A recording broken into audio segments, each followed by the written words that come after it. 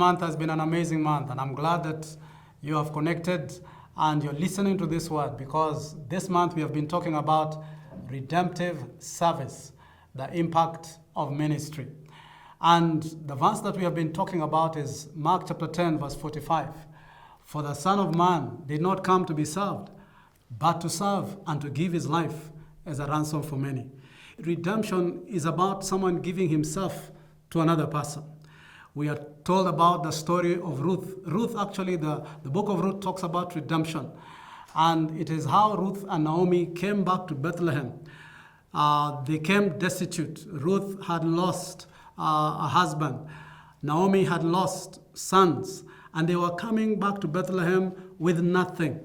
And while they were there, the Bible tells us that they met Boaz.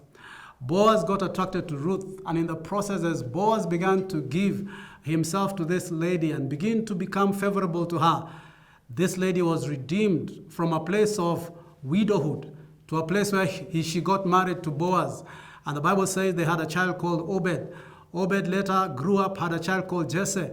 Jesse grew up, later had a child called David. And we see that out of nothing, God can make something.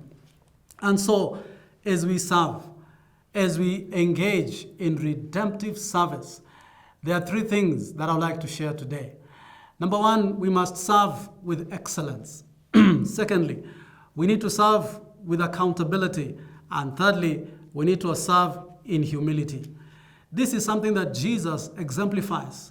There's a verse in the Bible in the book of Acts, chapter 10, verse 38, that says, wherever Jesus went, he was doing good. And people noticed it. They said there was no one who spoke like Jesus.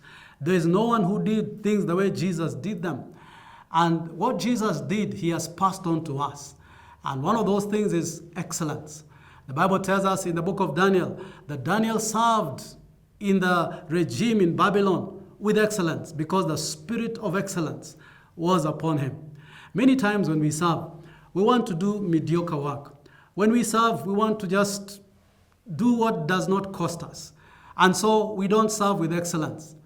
My prayer is this, that if your service is going to be full of impact, if your ministry is going to be full of impact, we must serve with excellence. Hone your gifts, sharpen your skills, so that when you serve, people will notice you.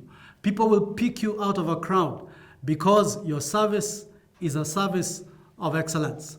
Where Jesus went, he was doing good.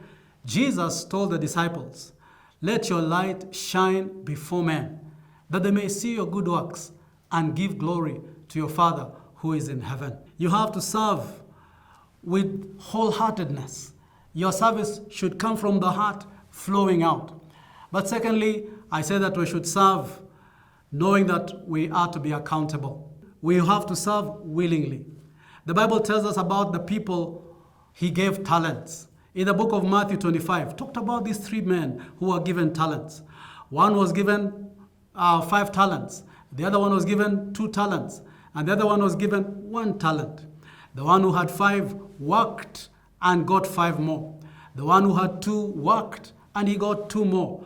The one who had 1 buried it. So when the master came back and began to account, told them to account for what they had done, he found that this man who had buried his talent had really wasted the master's gifts.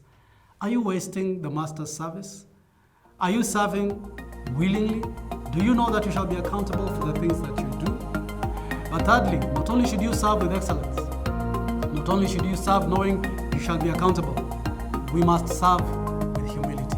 Humbleness will take you very far.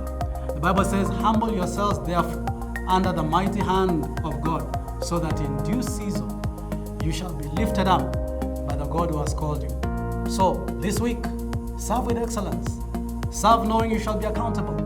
And serve humbly, because God will exalt you. The Lord bless you.